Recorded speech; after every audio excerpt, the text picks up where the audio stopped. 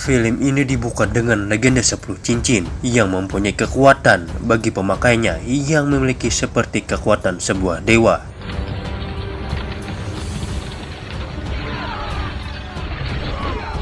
Lama berabad-abad, cincin itu dimiliki oleh pria yang bernama Wenwu. Dia menemukan 10 cincin tersebut di sebuah makam kuno. Dengan adanya cincin itu, Wenwu menantang bertarung dengan kerajaan lain. Ia menghabisi pasukan kerajaan dengan seorang diri.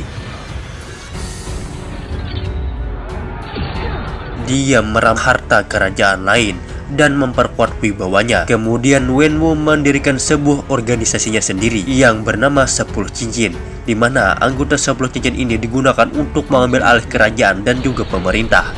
Karena dia memiliki cincin itu menjadikan ia awet muda dan lebih tahan lama. Namun Wenwu tidak puas apa yang ia kuasai sekarang, di mana Wenwu dan anak buahnya mencari desa yang bernama Taulo untuk menemukan sosok naga yang konon katanya dapat menambah kekuatan Wenwu.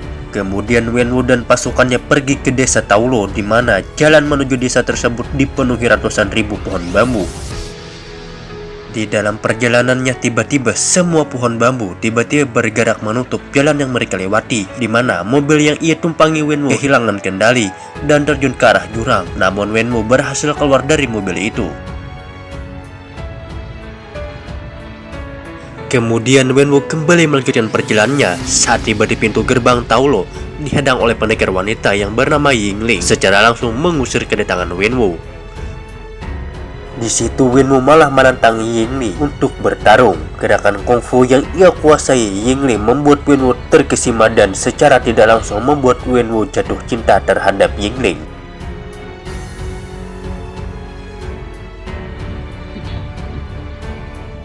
Akhirnya pertarungan tersebut dimenangkan oleh Yingling dengan jurus andalannya. Wenwu dan Yingling kemudian menikah dan dikaruniai seorang anak laki-laki bernama Shang-Chi. Wenwu dan Yingling berjanji untuk menegakkan masa lalunya demi menjalani keluarga barunya untuk hidup secara normal. Kemudian kita diperlihatkan Shang-Chi yang masih bocil. Ia diberi hadiah kalung batu giok oleh Yingling.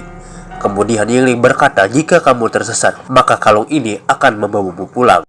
Scene berpindah di mana Shang-Chi kini sudah dewasa, di mana ia kini tinggal di San Francisco yang mempunyai nama baru yaitu Shan. Saat itu juga Shang-Chi mendapatkan kiriman kartu di mana di balik kartu tersebut tertulis alamat. Kemudian Shang-Chi menjalani kesehariannya. Ia bekerja sebagai valet bersama sahabatnya yang bernama Katie, ngedrift milik mobil tamu-tamunya.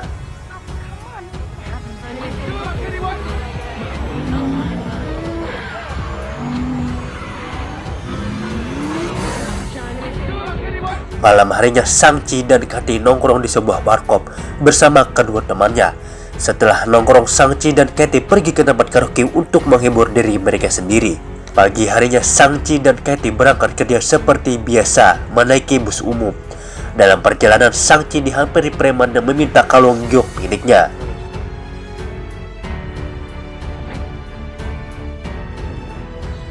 Namun tentu saja Shang-Chi menolaknya. Namun preman lain menangkap Shang-Chi. Saat Katie ditampol salah satu preman, Shang-Chi langsung memperlihatkan identitas aslinya.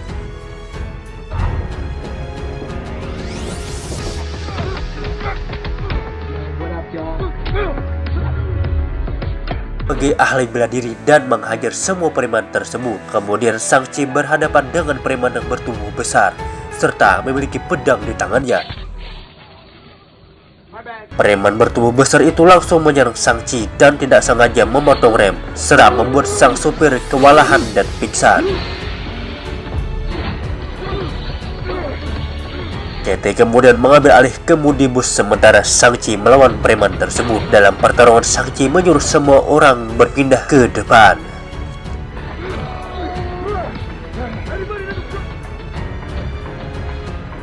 Kemudian Shang-Chi mendorong preman dan membiarkannya menabrak bulldozer yang sedang beroperasi. Sedangkan Katie berhasil menghentikan dengan menembak truk yang sedang melintas. Setelah itu Shang-Chi baru sadar kalau gioknya telah hilang. Kalung itu berhasil direbut oleh gembul yang masih hidup. Shang-Chi dan Katie kembali ke rumah kontrakan, di mana Katie bertanya siapa kau sebenarnya. Yang Katie tahu hanya Shan yang polos dan tidak bisa bela diri. Sang Ci mengatakan bahwa dirinya punya adik perempuan yang terpisah sejak meninggalkan ayahnya. Kemudian Sang Ci menunjukkan alamat yang ada di belakang kertas yang diyakni dari adiknya itu sendiri. Ia pun berencana akan pergi ke tempat alamat tersebut yang terletak di Makau untuk menemui adiknya. Sebagai sahabat, Katie ikut bersama Sang Ci. Di dalam perjalanan menuju Makau menggunakan pesawat, Sang Ci menceritakan masa lalunya pada Katie, di mana waktu kecil ibunya telah meninggal. Setelah Sang Ci menginjak umur 15 tahun, di mana ia sadar ayahnya melatih untuk menjadikan dirinya seorang pembunuh.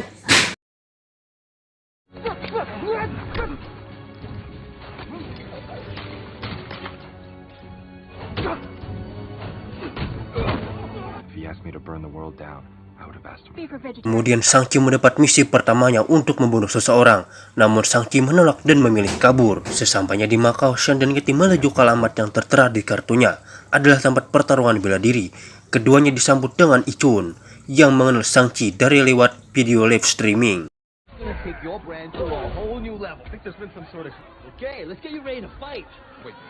Di dalam ring, Sang Ci melihat rekan Dr. Strange bernama Wong sedang bertarung dengan makhluk yang pastinya bukan manusia.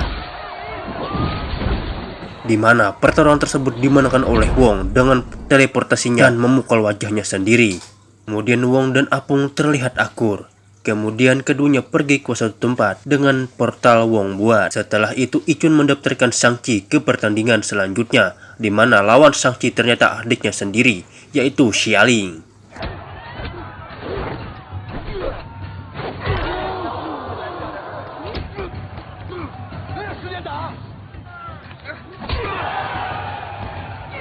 Dalam pertarungan, Sang Ci dihajar habis-habisan oleh Xialing, hingga akhirnya Sang Ci berkata bahwa ayah kita akan datang untuk mengambil kalung Liantun milik kita.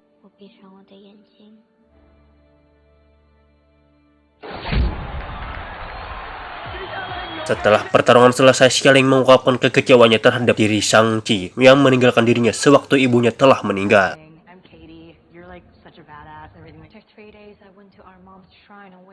Xialing juga mengungkapkan bahwa tempat ini adalah miliknya yang didapat dari keringatnya sendiri. Kemudian Sang Ci mengeluarkan kartu posnya yang disinyalir dari Xialing lah yang mengirimnya, padahal Xialing tidak mengirimkan kartu apapun pada Sang Ci. Pada saat itu, anggota 10 cincin berdatangan untuk menangkap Xialing dan juga Sang Ci. Di sini Xialing menikahkan Sang Ci untuk tahu bagaimana rasanya ditinggal pada saat sayang-sayangnya. Sang Ci dan Katie mencoba keluar melewati sisi gedung, namun dihadang oleh 10 anggota cincin. Mau tidak mau, Sang Ci harus melawannya.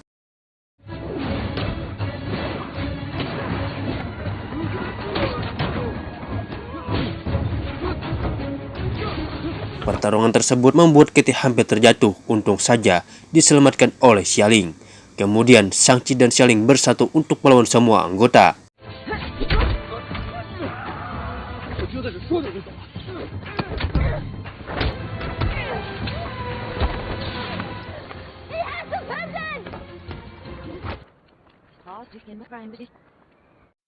Di waktu yang sama, anggota yang bertopeng datang dan merebut Leontin milik Xialing. Sang Ci pun tidak tinggal diam dan mengejar anggota bertopeng yang berujung pertarungan antar keduanya.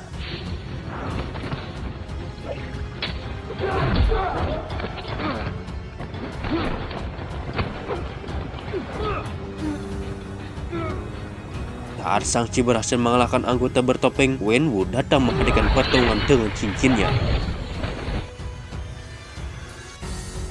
Kemudian Wenwu membawa anaknya dan Katie ke tempat Wenwu yang disambut dengan 10 cincin, yang sebenarnya di mana penyerangan tadi itu rencananya untuk mempersatukan kembali Sang Ci dan Xialing.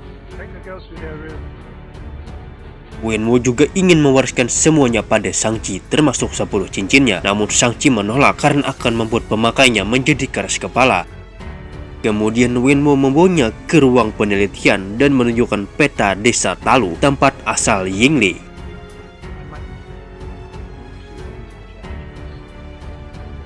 Wenwu mengatakan bahwa ia selalu mendengar suara-suara aneh yang diyakni suara dari Yingli, dan Wenwu berpikir Yingli masih hidup. Namun Sang Ci tak percaya. Kemudian Wenwu mengambil kedua lentun kemudian meletakkannya di patung naga. Kemudian mata naga menyala dan mengeluarkan air yang menggambarkan jalan menuju ke desa Talo. Namun jalan itu cuma setahun sekali baru terbuka. Mengatakan rencananya ke anggotanya untuk menyerang desa Talo dan menjemput Yingli. Namun tentu saja Shang-Chi tidak setuju dengan rencana itu karena membangkang membuat Wenwu marah dan memasukkan mereka ke sel penjara.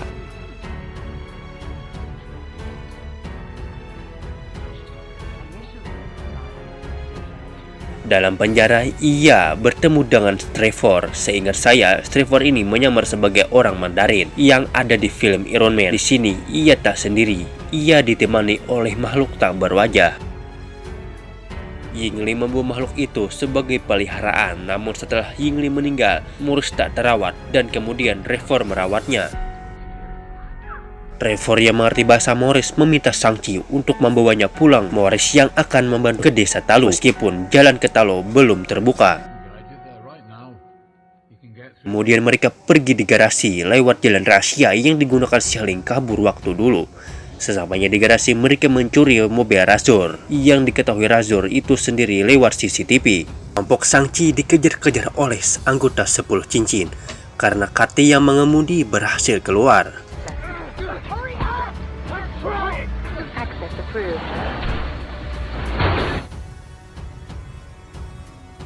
Pagi harinya, mereka sampai di labirin bambu. Kemudian Morris memandu ke desa Talo lewat jalan rahasia.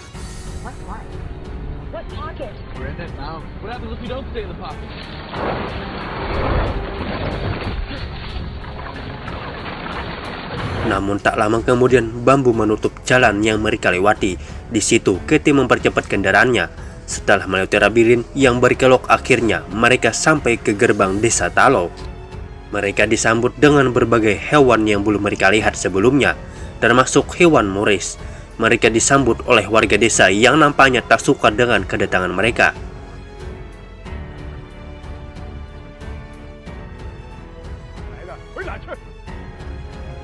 Namun salah satu warga desa Talo bernama Yingnan yang merupakan saudara Yingli sekaligus bibi dari Shang-Chi memperbolehkan mereka tinggal di desa Talo.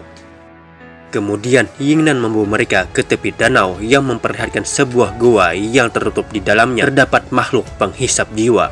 Shang-Chi memberitahu Yingnan bahwa Wenwu akan datang kemari dan menghancurkan gua tersebut, yang dikira kalau Yingli dikurung dalam sana. Sekarang Yingnan membawa Shang-Chi dan Xialing ke prasasti sejarah desa Talo, di mana ribuan tahun yang lalu penduduk desa Talo diserang oleh makhluk penghisap jiwa. Kemudian pejuang melawan balik dengan dibantu oleh penunggu agung sosok naga yang memberi mereka sisik naga.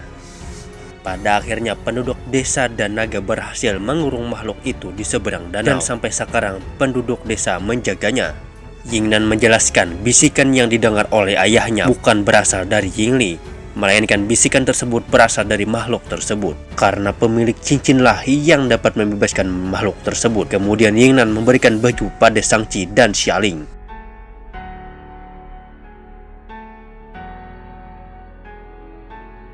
Di mana baju tersebut dibuat oleh Yingli yang ditunjukkan oleh anak-anaknya. Esok harinya Yingnan membawa Shang-Chi ke sebuah tempat di mana tempat tersebut pernah digunakan Yingli sebagai tempat latihan. Yingnan menunjukkan beberapa jurus dan jurus inilah yang dapat mengalahkan Wenwu.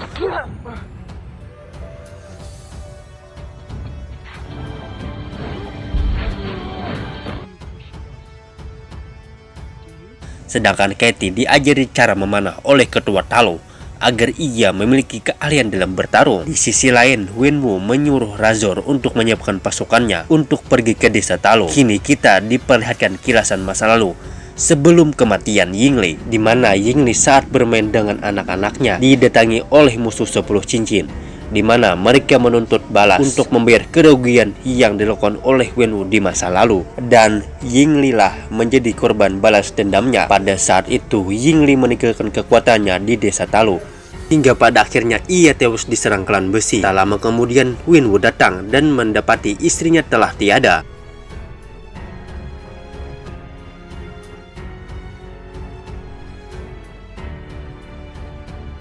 Dalam kemarahannya, Wenwu membawa Shang-Chi untuk membantai klan besi dengan 10 cincinnya.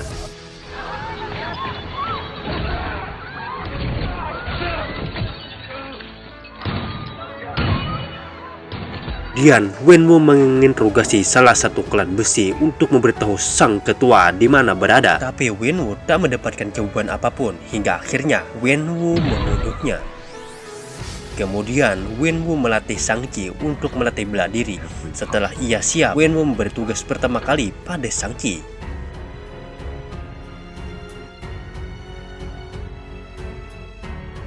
Namun permintaan Wenwu tersebut ditolak oleh Shang-Chi dan memilih kabur ke Amerika. Siang harinya pasukan Wenwu kini telah sampai di desa Dalu. Shang-Chi dan pejuang desa menghadang pasukan Wenwu dan tanpa banyak bacot, pertempuran dimulai.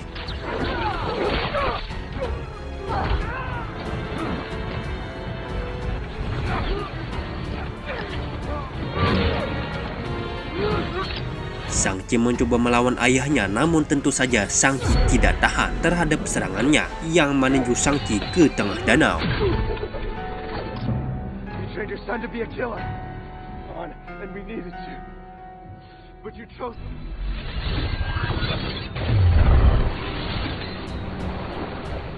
Kemudian Wenwu mendengar suara Yingli dari seberang danau.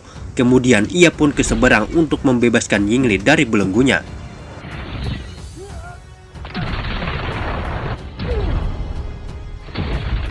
Saat Wenwu memukul temboknya, beberapa makhluk penghisap jiwa keluar dari dalam sana dan menuju ke desa, kemudian membunuh salah satu anggota 10 cincin.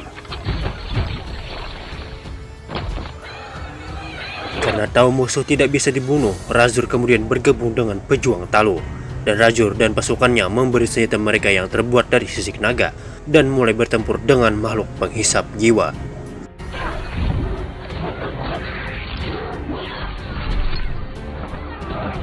Sedangkan Shang-Chi yang masih dalam danau disadarkan oleh pelindung agung, yaitu seekor naga. Naga tersebut membantu Shang-Chi ke permukaan dan membawanya ke hadapan Wenwu.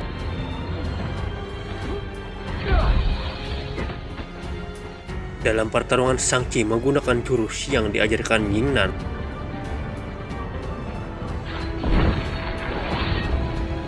Tanpa Shang-Chi sadari, jurus itu dapat mengadakan 10 cincin. Shang-Chi kemudian beradu kekuatan cincin masing-masing dengan Wenwu.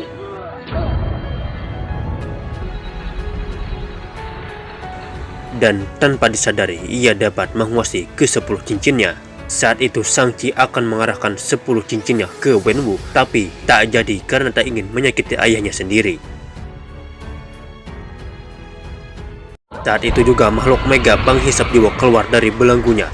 Makhluk tersebut menangkap Wenwu dan menghisap jiwanya. Wenwu kemudian menyerahkan 10 cincinnya pada Shang-Chi sebelum Wenwu tewas. Saat itu makhluk itu menuju ke desa. Di waktu yang sama, Xialing datang dengan mengendarai naga. Mereka menyerang makhluk penghisap dengan menciptakan pusaran air. Karena diberi jiwa, makhluk tersebut menjadi kuat, namun sayangnya naga tertangkap olehnya dan menyerap jiwa sang naga. Untungnya, Katie menembak anak panah ke tenggorokannya dan disusul Shang-Chi memasukkan 10 cincinnya ke dalam mulut naga. Pada saat itu, Shang-Chi menggunakan beberapa gerakan seperti kombinasi tarian dan jurus untuk menghancurkan tubuh sang mega.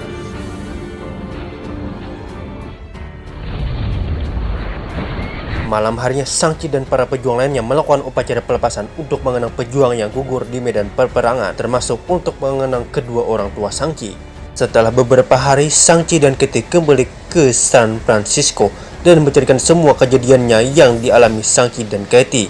Namun kedua temannya tersebut tak percaya akan cerita tersebut. Namun tiba-tiba Wong datang dengan portalnya.